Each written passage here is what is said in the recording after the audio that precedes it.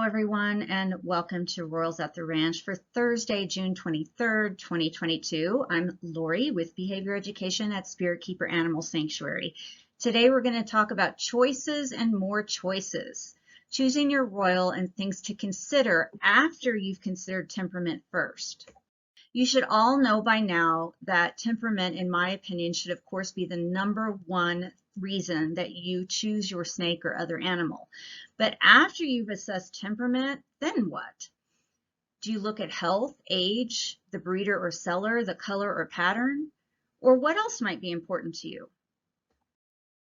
You should know from all of the other videos that I have done about temperament and personality and behavior assessments that is what I consider the number one most important aspect of choosing a snake or any other animal. However, after that, there are other things that I consider, and I'm interested in knowing what things you consider when you're choosing a snake, whether it's a royal python or a different species or a different type of animal, and I'd like you to put those in the comments here on YouTube. I do look at health. I usually ask the breeder about the general health of the baby, any clutch mates, and the parents, including how long the parents have lived, how old the parents are, if the grandparents are still living, if they've kept up with any clutch mates, and if they know of any health conditions that have come up in previous clutches, and how old those babies have lived to be. I also ask for a short video of the snake to visually evaluate that they're behaving normally and that their skin looks okay and I don't see any discharge from the nares or mouth. And of course, if I'm meeting with that breeder in person at a reptile expo or at a pet shop, or if I'm just getting that animal from a private person and I'm there physically, I'm going to examine the snake. I'm going to take a look. Let's talk a little bit about age. Are you looking for a hatchling, a juvenile snake, or an adult? And why? Well, the younger the snake is, generally, the more quickly they will adapt to their new life with you. They'll respond well to change, do well with exposure to novelty and stimulation, and just become more accustomed to your keeping routine more easily than an older snake will. For example, I got Sarek, one of my Royals, when he was just 3.5 weeks old. I loved that because he adapted very quickly and very well to life here.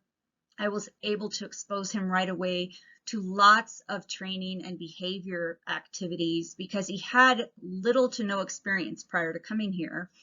But he'd also only had 3 meals. His breeder hadn't had a chance to assess his eating habits and his health long term. That was okay. It's worked out wonderful for me and Sarek, but that may not always be the case, so just some things to keep in mind. Maybe you want a juvenile or a subadult. These are a little bit older snakes, maybe a few months old or even a year or more old, but they're not adults yet. They should be well established at eating, and they're going to obviously have a longer health history that you can ask about. However, at this age, their personality will have already started to develop based on their prior experiences, prior learning history. And so how they were kept, trained, and handled up until the point where you got them is going to be really important depending on what you want to do with that animal.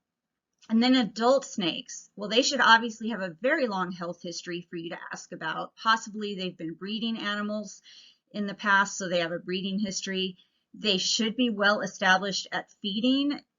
They're going to be fairly set in their ways, though. In other words, they're going to be accustomed to however they were raised and have been living up to this point. And they're going to have a fairly set personality. So change will be difficult, and learning to adapt to new things may come very, very slowly. So it will be important for you to inquire about the past learning history of that animal and how they've been kept. Now, Soji was an adult Royal that I added at 5 or 6 years old, but she'd had a history of traveling between the university and someone's home and handled by university students and instructors. So she had a lot of exposure to novelty and different experiences. And as an adult coming here, she adapted very well. She eats like a champ, never misses a meal. She's easy to handle. Nothing seems to faze her. She's doing very well. But Fulcrum, on the other hand, that arrived at 5 or 6 years old, had only ever been in one place, and that was the breeder's home, and he was living in a rack system, so he had only ever been exposed to a breeder tub, and he's had a very difficult time adjusting to all of the environmental complexity and stimulation here. So please keep those things in mind. Consider who you're getting the snake from, whether it's at a reptile expo, whether it's online, whether it's through a personal ad, whether it's a commercial breeder, a hobby breeder, or just a private seller. How's their communication, their professionalism, their general knowledge about the species, as well as their knowledge about the individual snake? Do they keep good records? When you're asking questions, how complete is the information they're giving you? Do they know about the individual behavior and temperament of the specific animal that you're looking at, and how is their customer service? Of course, these things are subjective, and what I consider excellent customer service, professionalism, and great communication may be different from what your expectations are. These are just things that I recommend keeping in mind. These are 4 snakes that I acquired from breeders that I've been very happy with. Bad Reptiles, Reptile Genetic Services, Canova, and ML Exotics. All of them were willing to send me additional photos and videos of the snakes. They answered all of my questions about health, behavior, and temperament, and they knew individual information about the personality of these individual snakes, and they could tell me about their keeping routine and their daily habits. So Morphmarket lists 208 kinds of royal python morphs by multi-gene combo names. And then if you remove traits in their huge list when you're browsing royal pythons that don't include color and pattern, I still found 201 color and pattern choices. That is a lot. It's a lot more than other species that I work with. So how do you choose, and what do you consider? Well, when you get to this point, after having considered other things that we've just talked about, go for what you like, but go for something that is free from known genetic defects. If you know that a color or pattern has any health issues or genetic issues, neurological issues associated with it, I recommend staying away from those. Make sure you will be happy with the appearance as the snake ages. If you look at the photos on the right, this is just a basic orange dream. It's a hatchling or a juvenile and then an adult. So you can see that the 7.5-week-old orange dream has really vibrant colors, and there's a lot of definition between the gold and the black and the browns. The 6-year-old is more faded all to a duller color, and I still think that's a pretty snake. If that snake has an outstanding personality, that's all I care about. But if you are someone who cares about how that snake looks, and that's really important to you, make sure that you're going to be happy with how the adult looks and not just go by what the baby looks like. Here's another example of identical genes in an adult versus a hatchling. A 7-year-old super gravel versus a 3-week-old super gravel. So if you don't like the way the snake on the left looks, then don't buy the snake on the right, because it's going to change color, and some of that pattern may fade as it ages. That is not always the case, so it's important to investigate this before you purchase the snake. So how do you know what a baby snake is going to look like as an adult? Well, you can get an idea by asking the breeder to show you the parents, grandparents, or adult siblings of the same color or pattern. You can check out this great video from Canova Reptiles with my friend Summer presenting 10 of their babies and now what they look like as adults. And then of course you can go on Morphmarket and use their search features to investigate this for yourself.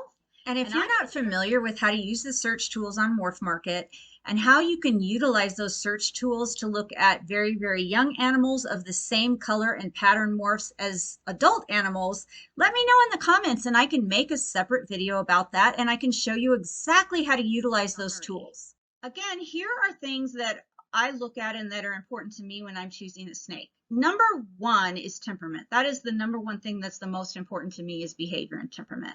And then I consider the age of the snake that I want to get, and that may depend on what I'm doing with them. Is it going to be a pet? Do I want it for a behavior project? Do I want it for a training trial?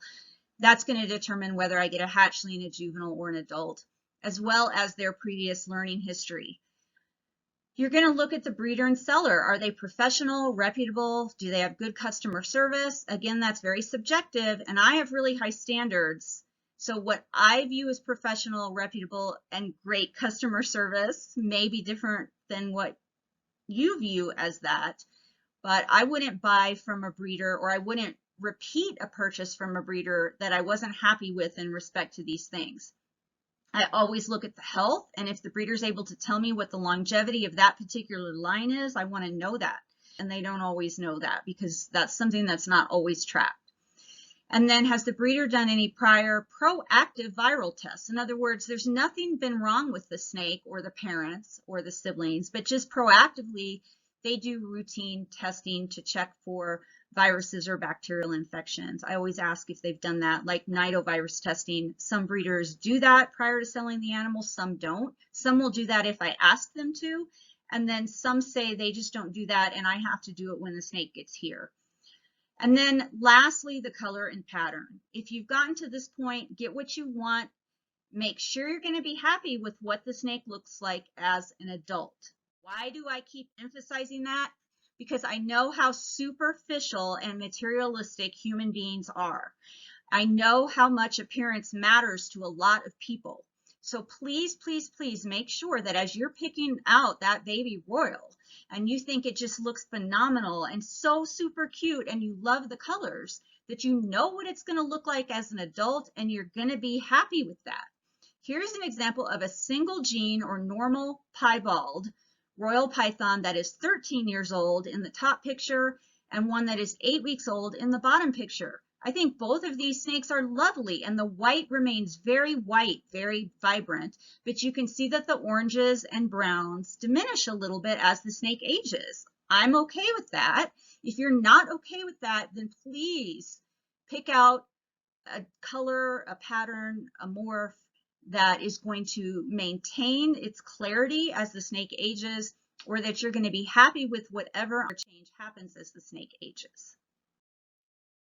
If you want to contact me for further things to discuss or with questions, or you want to find out about our Patreon, you can reach me through my website at behavioreducation.org. You can go to patreon.com/behavioreducation, or you can contact me via social media right here on YouTube in the comments, or through Facebook, Instagram, Twitter, or LinkedIn.